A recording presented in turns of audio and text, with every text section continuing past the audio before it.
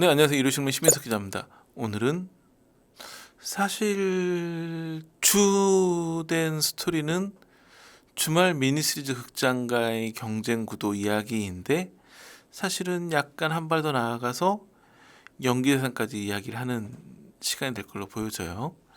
자, 그 요즘에 예전에는 뭐 월화 드라마, 수목 드라마, 이게 이제 그 미니시리즈의 중심이었는데, 요즘에는 월화 드라마, 수목 드라마 거의 사라졌죠.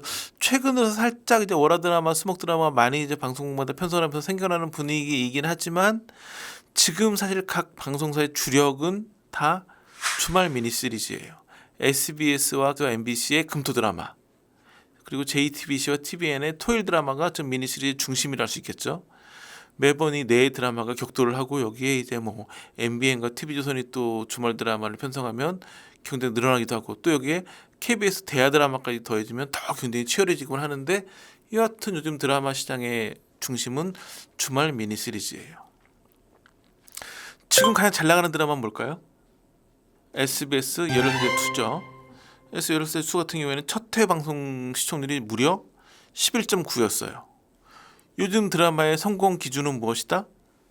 간단해요.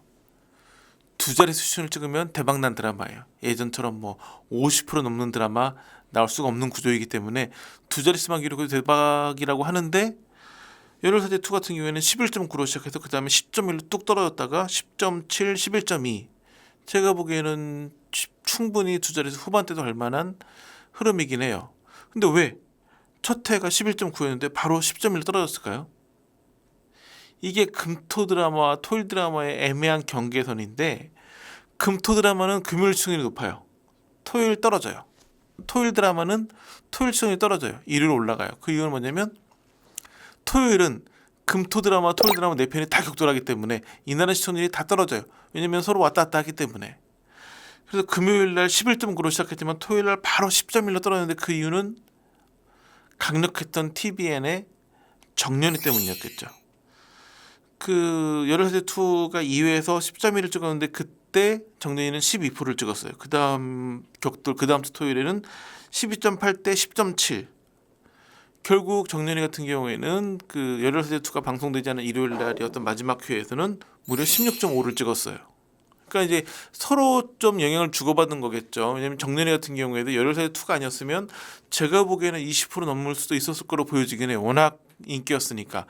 근데 열혈세대 2 같은 경우에는 1편의 인기도 되게 많았었고, 1편을 좋아했던 분들이 또 보고 싶어하는 부분이 있기 때문에 두 프로그램이 서로 영향을 주고받았고, 또 하나는 가장 정확히 맞닥뜨리는 건 MBC 금토 드라마거든요. 금토 같이 편성이 되기 때문에.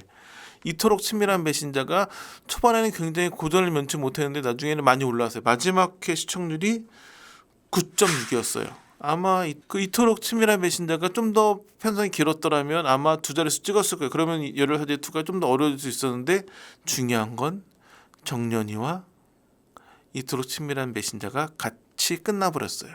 JTBC는 이제 그 정숙한 세일즈였는데, 이 프로그램도 마지막 회에서 8.9까지 올라갔어요. 역시 같은 날 끝났어요. 그러니까 강력한 경쟁자였던 정년이, 그리고 이토록 치밀한 배신자, 그리고 정숙한 세일즈가 모두 동시에 끝나버렸어요. 그러면서 열혈세대 2 같은 경우는 이제 비로소 11%대까지 찍었고 더 올라갈, 그러니까 어찌 말하자면 독주 체제를 달릴 만한 분위기를 만들었죠. 물론 MBC 금토 드라마, TVN과 JTBC 토요일 드라마가 다 끝난 거면 독주체제겠지만, 당연히 이 세 방송사에서는 새로운 드라마가 시작이 되겠죠. MBC 같은 경우에는 지금 거신 전하는, 유인석과 최수빈이 출연하는 드라마로, 이것도 약간 스릴러예요. 그러니까 MBC는 최근에 보면 금토 드라마에다가 그 이토록 치밀한 메신저도 그랬고, 그 스릴러 코드를 집어넣는 것 같아요. 스릴러 코드의 드라마의 장점과 한계는 뭐냐면, 장점은 되게 재밌어요. 스릴러 소재의 드라마들이. 단점은 한 해 놓치면 그 다음에를 못 봐요. 뭐 계속 회를 거듭하면서 이게 스릴러가 깊어지기 때문에, 계속 그러니까 잘 되면 열혈 시청자들이 많아가지고 계속 본방 사수율이 높아지는데, 한 번 밀리면 좀 그걸 회복이 쉽지 않죠. 요즘에는 이제 OTT가 워낙 많기 때문에 OTT로 따라가가지고 마지막에 같이 합류하는 분들도 많이 있기 때문에 그때 순위 올라가긴 하지만, 그러니까 그런 한계가 있긴 하죠. MBC는 스릴러인 지금 거신 전하는을 편성했고, JTBC는 옥시 부인전이에요. 옥시 부인전 같은 경우에는 요즘 가장 잘 나가는 여배우인 임지연을 캐스팅했죠. 연진 열풍을 불켰던 그 임지연을 편성하면서 제가 보기에는 옥시 부인전 되게 괜찮아 보여요. 그 노비였던 사람이 신분을 달리해가지고 그 양반이 돼가지고 지내는 이야기인데 옥시 부인전은 이제 원작이 뭔가가 명확하진 않지만 이에 비슷한 류를 다뤘던 유럽의 원작도 있기도 하고 제가 보기에는 되게 탄탄하고 괜찮을 것 같은 기대감이 가는 드라마예요. 그 다음에 정년이를 통해 가지고 그 잘 나가는 열혈사제마저 2위로 밀어냈던 TVN에서 새로 편성한 토요 드라마는 사랑은 외나무다리에서 아주 뻔한 로미오와 줄리엣 비슷한 그런 뭔가 앙숙인 집안의 두 남녀가 이렇게 뭐 싸우면서 사랑에 빠지는 로맨틱 코미디인데 주지훈, 정유미 카드 여기도 카드가 만만치 않죠. 그래서 앞으로 어떻게 대결 구도가 펼쳐질지 대부분의 드라마는 뭐냐면 전작이 잘 나갔으면 그 시청률 어느 정도 물려받는 게 있기 때문에 열혈사제2 같은 경우에는 이미 어느 정도 궤도에 올라 있고 사랑은 외나무다리에서는 정년의 시청률 어느 정도 이어받기 때문에 그 효과가 있을 것 같긴 한데 지금 봐서는 그렇다고 해도 여러모로 봤을 때는 열혈사제2의 독주가 좀 예상되긴 하지만 증거신전하는 옥시부인전 그리고 사랑은 외나무다리에서 모두 만만치는 않아 보이는 드라마로 보여져요. 이 드라마의 라인업을 배우로 소개하자면 주지훈, 정유미, 유영석, 최수빈, 임지연, 추영호 탄탄해요. 이들이 모두 몰려 들어가지고 지금 김해일 신부를 겁박하는 상황이라 할 수 있겠죠.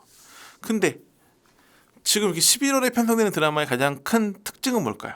11월, 10월, 11월에 편성되는 드라마를 주목해야 되는 이유. 그렇죠. 대부분의 연기 대상이 여기서 많이 나와요. 왜냐하면 연초에 방영되는 드라마는 그 당시 엄청난 시청률과 화제성을 발휘했다고 해도 많이 잊혀져 있죠. 또 하나는 뭐가 있냐면 연말에서 연초까지 이어지는 드라마 같은 경우는 연말 연기 대상에서 대상을 받으면 화제성이 높아질 거 아니에요. 그러면 그 드라마가 연초까지 이어지니까 여기서 시청률도 올릴 수 있는 그런 원동력이 되기도 하죠. 그래가지고 연말에 방송되는 드라마가 대상을 많이 받곤 해요. 그렇기 때문에 지금 편성되는 드라마 이들 구도에서 대상이 나올 가능성이 높겠다 싶어 보이기도 하죠. 그렇다면 우선 뭐 딴 데 모르지만 SBS 같은 경우에는 김남길의 수상이 많이 유력하다고 볼 수 있겠죠. 특히나 김남길은 SBS 연기대상을 굉장히 인연이 깊어요. 2019년에 열혈사제 1으로 연기대상을 받았고 그 다음에 2022년에는 악의 마음을 읽는 자들로 또 연기대상을 받았어요. 그는 2019년, 22년이면 거의 한 3년 사이에 연기대상 2번을 받았죠. 22년에 연기대상을 받았기 때문에 이번에 받게 되면 2년 만에 또 받게 되는 영광을 누릴 수 있는데 과연 가능할까? 지금 상황에서는 사실은 쉽지는 않아 보여요. 왜 쉽지 않을까요? 강력한 경쟁자가 있죠. 누굴까요? 장나라겠죠. 구파선의 장나라가 지금까지 봤을 때는 가장 유력한 연기대상 후보예요. 왜냐하면 지금 SBS 올해 드라마 중에 가장 높은 시청률을 기록한 게 구파트너로 그러니까 이번에 김남길이 열혈사제2로 다시 연기대상 받으려면 넘어야 될 거예요. 물론 연기대상은 시청률만 가지고 주는 상은 아니기 때문에 연기력도 중요하고 화제성도 중요한데 우선 첫 번째 지상파 드라마의 판단 기준은 시청률이니까 시청률을 넘고 나면 왜냐하면 김남길 같은 경우에는 SBS와의 뭔가 특별한 관계 약간 그런 게 있거든요. 그렇기 때문에 김남길 씨가 제가 보기에는 받을 가능성이 높아 보이기도 하는데 지금까지 봤을 때는 구파트의 장나라가 워낙 강하긴 했어요. 그래서 MBC 같은 경우에는 누가 가장 강력할까요? 지금까지 봤을 때는 MBC에서는 가장 높은 시청률을 기록했던 드라마가 밤에 피는 꽃이에요. 밤에 피는 꽃에 이한희 씨가 가장 유력한 대상 후보이긴 한데 밤에 피는 꽃의 가장 큰 한계가 뭘까요? 종영이 2월달이에요. 다시 말해서 연초에 방송된 드라마예요. 연초였기 때문에 한계가 명확하고 이걸 제외하고 보면 뭐 원더풀월드의 김남주, 수사반장 1958의 이재훈, 백설공주에게 죽음을 블랙아웃의 변요한, 이토록 친밀한 메신저의 한석규 등등이 있긴 한데 사실은 지금 연초에 방송됐던 밤에 피는 꽃의 이한이를 제외하면 딱히 누구를 딱 이 사람이다 할 만한 그러니까 그 SBS 구파튼의 장나라 같은 후보군은 없거든요. 그렇기 때문에 물론 지금 잘하면 지금 이제 방송 시작하는 증거신전하는 유연석도 충분히 대상 후보군에 오를 수 있는 가능성이 열려 있는 거죠. 물론 중요한 건 뭐냐면 밤에 피는 꽃도 중요하지만 14세 투를 넘어서야 된다는 게 가장 중요한 과제죠.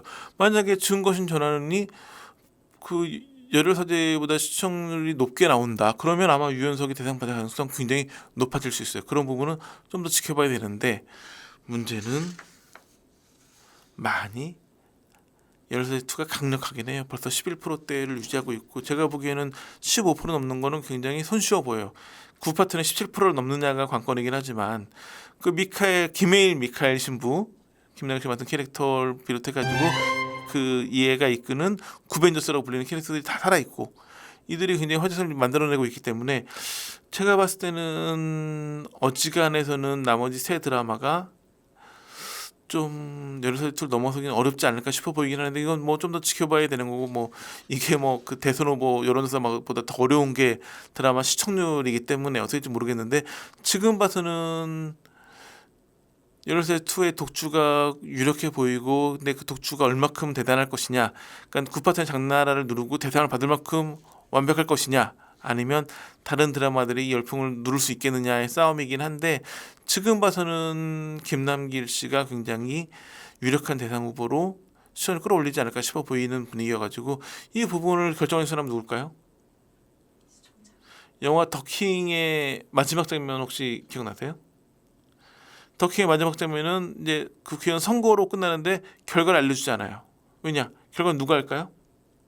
유권자들이 하니까. 마찬가지로 저도 똑같은 얘기를 드리자면 제가 오늘 방송에서 드린 말씀의 정답은 시청자분들만 아시는 거죠. 시청자분들이 어느 채널에 드라마를 보느냐, 어느 채널에 고정하느냐에 따라 가지고 결과는 달라지겠죠. 그래서 이 부분은 제가 보기에는 연말에 그냥 드라마 보시면 재미있겠지만 드라마의 시청률 추이에 따라 가지고 연기대상 후보가 어떻게 변하느냐 보는 것도 재미있지 않을까 싶어서 오늘 방송 준비했습니다. 자, 오늘 준비한 소식은 여기까지입니다. 감사합니다.